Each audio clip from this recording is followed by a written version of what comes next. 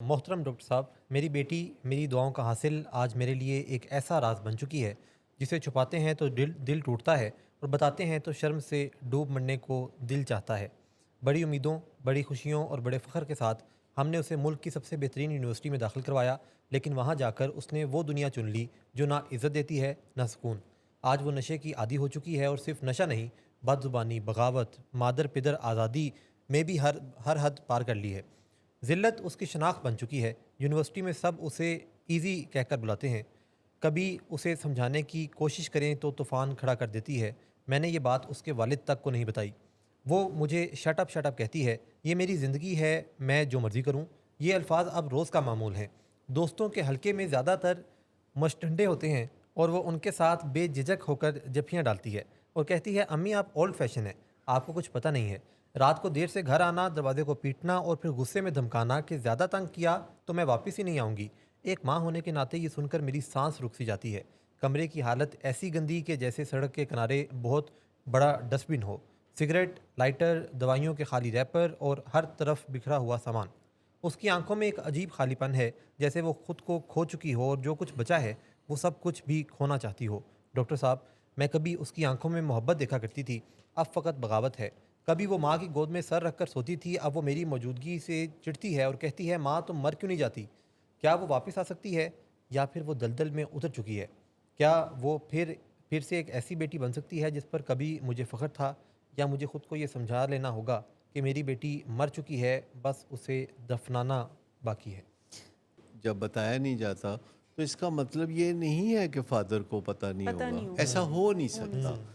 क्योंकि जिस किस्म के तूफ़ान घर में उठते रहते हैं, जी। घर के मुलाजमों को, घर के अफराद को, हमसायों को, रिश्तेदारों को, सबको पता होता है, लेकिन सब एक दूसरे को एम्बैरसमेंट से बचाने के लिए ऐसे ज़ाहिर करते हैं कि जैसे उनको कुछ पता नहीं है। लेकिन चेहरे बोल रहे होते हैं। और कुछ धमकियां भी होती हैं ऐसे पेशेंट की कि अगर आपने किसी को बताया तो मैं ऐसा कर लूँगी, वैसा कर लूँगी।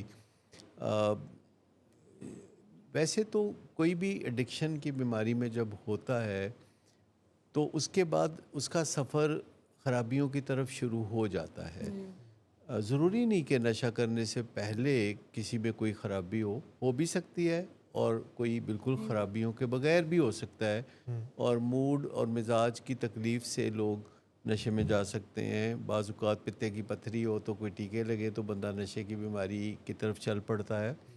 इसमें कोई बाकायदा कसूर होना ज़रूरी नहीं, लेकिन एक दफ़ा जब कोई नशा करने लगता है, शराब पीने लगता है, या कोई चरस, अफ्यून या आइस, कोकेन कुछ भी करता है, तो उसका ये जो इखलाकियाती हिस्सा है जी। सामने आते है कि तो वो बर्बाद होना शुरू हो जाता है। उसकी लैंग्वेज में बुरे अल्फाज आने शुरू हो जाते हैं हम्म।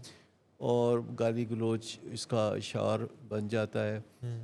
और उसको कोई consequences की परवाह नहीं होती, क्योंकि जो दिमाग में consequences की जांच पड़ताल करने वाला या तज्जिया करने वाला हिस्सा है, जी।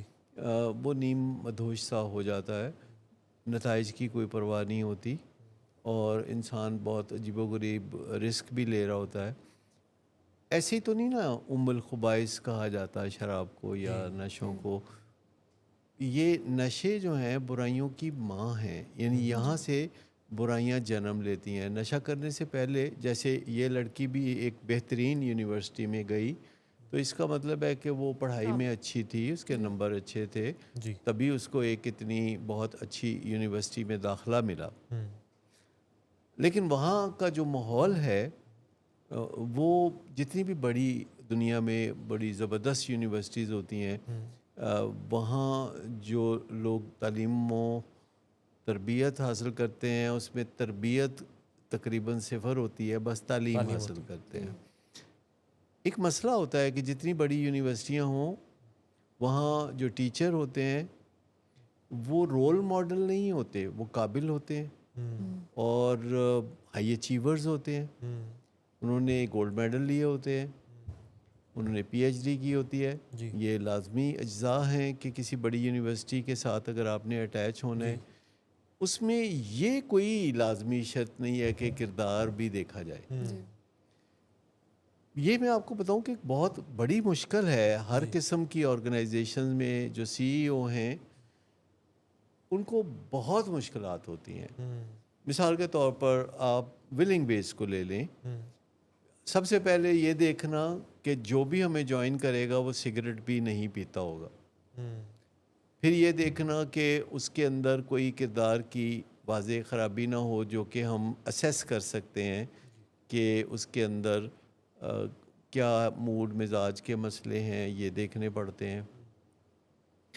اس کے بعد اس کی عادتیں طور اتوار دیکھنا پڑتے ہیں کہ وہ کیا ہیں.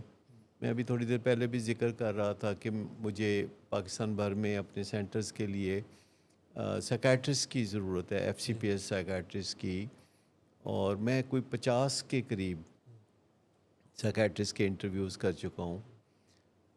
بہت اچھی آفرز بھی کر رہے ہیں، لیکن زیادہ تر سائیکیٹرسٹ چاہتے ہیں کہ وہ 4 5 جگہوں پہ اٹیچ ہوں.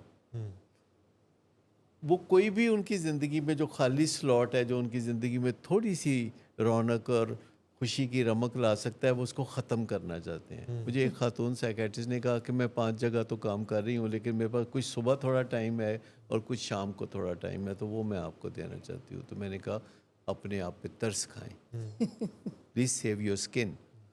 اور بڑے پیار سے ان کو سمجھایا کہ ایسا نہ کریں، یہ آپ کی زندگی ہے اور اس کو آپ سنبھال کے استعمال کریں. یہ بڑی تیزی سے گزر رہی ہوگی کیونکہ 5 جگہ پہ آپ اٹیچ ہیں، عجیب کیوس ہوگا، حواس باختہ زندگی ہے، اس میں کوئی حاصل نہیں ہے. تو میں بات کر رہا تھا مختلف سائیکیٹرسٹ سے، تو ایک سائیکیٹرسٹ نے کہا مجھے کہ میں نے پہلے بھی سنا ہے کہ آپ چاہتے ہیں کہ بس ویلنگ ویز کے ہو کے رہیں. تو میں نے کہا ہاں میں یہی چاہتا ہوں کہ ویلنگ ویز ہو کے رہیں. جب آپ کو ہم کمپنسیٹ کرتے ہیں اور آپ کو اتنی ہائی سیلری، منہ مانگی سیلری ہم دینا چاہتے ہیں، تو ہمارے کلائنٹس کا حق ہے کہ آپ کلیئر مائنڈیڈ ہوں، جن لوگوں کے ساتھ کام کر رہے ہوں کوئی بھاگ دوڑ، کوئی شور شرابہ آپ کی زندگی میں نہ ہو. آپ شارپننگ دی سو میں بلیو کرتے ہوں، اپنے پیشنٹس کی زندگی کو اچھی طرح جان رہے ہوں. کہتے پھر بھی بتائیں کہ آپ یہ کیوں چاہتے ہیں، یہ تو بڑی پوزیسونیس ہے وغیرہ وغیرہ. میں کہا نہیں، اب آپ یہ بات کہہ رہے ہیں تو میں آپ کے آسانی کے ساتھ ہی سمجھا دیتا ہوں کہ یہ جو ڈاکٹر ایک جگہ سے زیادہ کام کرتے ہیں، میں ان کو ناجائز تعلقات سمجھتا ہوں. بس اس کے بعد پھر ان کو میری بات سمجھ میں آ گئی. میں نے کہا کہ دیکھیے یہ بڑا ہی سنجیدہ کام ہے. یہ میڈیسن کی دنیا میں سب سے مشکل کام ہے جسے آپ ایڈکشن ٹریٹمنٹ کہتے ہیں. اس سے کچھ آسان سائیکیٹری ہے جو کہ بہت مشکل ہے، اس سے کچھ آسان پھر سرجری ہے، پھر اس سے کچھ آسان میڈیسن ہے. تو یہ ایک خیال کو بدلنا ہے آپ نے، بالکل.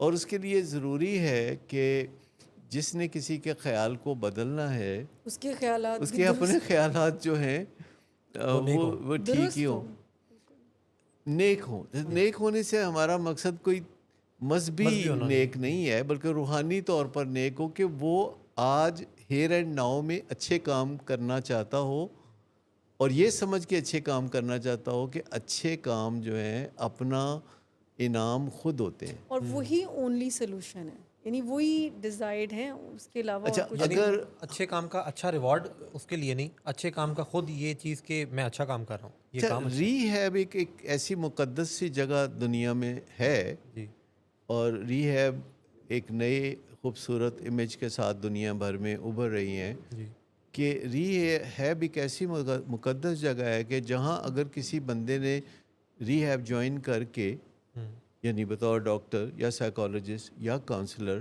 اگر اپنے اخلاق پہ کام نہیں کیا تو بہت جلد وہ خود ہی بیزار ہو کے ری ہیب سے آؤٹ ہو جائے گا. جیسے سمندر مردہ چیز کو اپنے اندر نہیں رکھتا، اٹھا کے باہر پھینک دیتا ہے. تو ری ہیب ایک ایسی دنیا ہے کہ جہاں صرف روحانی طور پر بیدار شخص جو ہے وہ اپنے فرائض منصبی ادا کر سکتا ہے. تو ایک تو یہ کہ یونیورسٹیز دنیا بھر میں، صرف یہ پاکستان کی جو ٹاپ یونیورسٹی کی بات کر رہے ہیں، یہاں کی بات یہ نہیں ہے، مجھے دنیا کی بہت اونچے درجے کی یونیورسٹیز دیکھنے کا اتفاق ہوا.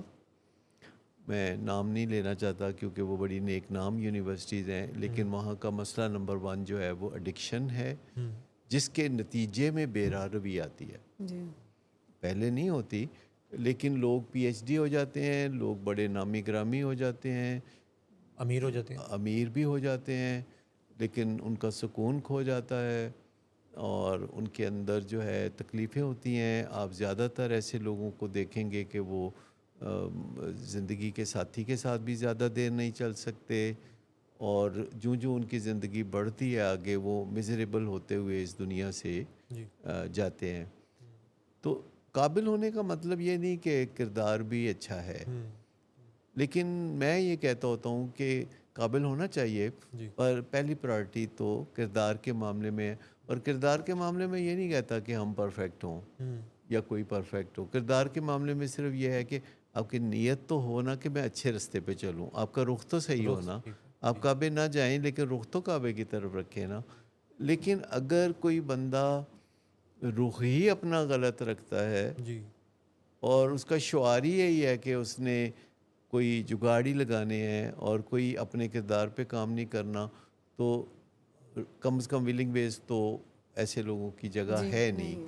کیونکہ یہاں لوگ آتے ہیں، خوبصورت سانچوں میں ڈھلتے ہیں، ان کے یہ پیغام روشنی ان کے گھر تک جاتی ہے، اور لوگ 20 25 30 سال بھی گزارتے ہیں، اور بعض اوقات ان کے اندر کوئی نہ کوئی کیڑا پھر بھی باقی ہوتا ہے خرابی کا، اور وہ روحانی بیداری نظر نہیں آ رہی ہوتی، اور بعض اوقات وہ کوئی ایسا کام کر بیٹھتے ہیں جس سے کہ ان کی زندگی کو داغ لگ جاتا ہے. تو ڈٹرجنٹ ملتے ہیں بازار سے بہت، لیکن کردار کے داغ دھونے والا ڈٹرجنٹ کوئی نہیں ہوتا. اس کے لیے روحانی بیداری کی ضرورت ہوتی ہے.